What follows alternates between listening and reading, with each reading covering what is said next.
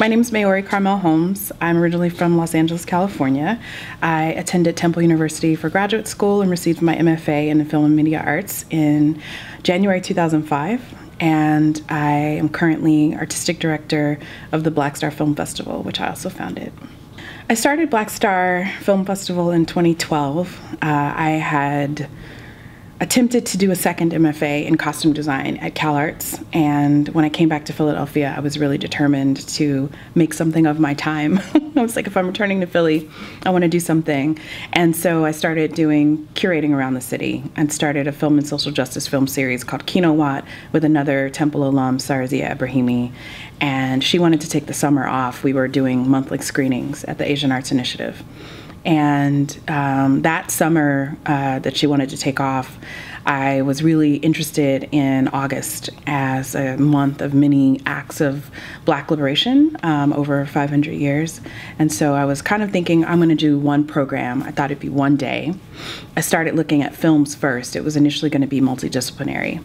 And when I started realizing the number of films by filmmakers of the African diaspora that had not played in Philadelphia, it was astounding. And so what started as an initial research exploration in March was a full-on festival by May. I had 40 films that had not screened in the Philadelphia market within the 2 years at that point, so 2011 and 2012. And that first festival went from 1 day to 4, and it became, you know, the template for what we have had now for 7 years. But 1,500 people came to that very first festival. Ebony.com called us the Black Sundance. Ava DuVernay came with her first feature, well, her second feature, Middle of Nowhere, and it was a really, impactful event for us. Ava got written up in the New York Times, and they mentioned BlackStar Film Festival, which was a first for both of us. One of the attractions for me were the alumni that had come out of the program. Another was that at the time I was looking specifically to study documentary. I was really excited that Michelle Parkinson was in faculty here and that I would be working with her.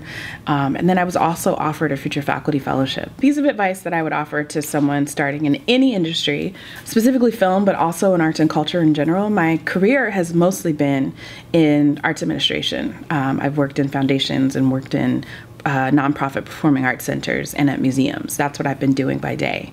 But I think the piece of advice that I would offer is to be respectful and to be nice. You'd be very surprised how many people that you see that you thought didn't matter and you run into them 20 years later, 10 years later, 12 years later in multiple cities.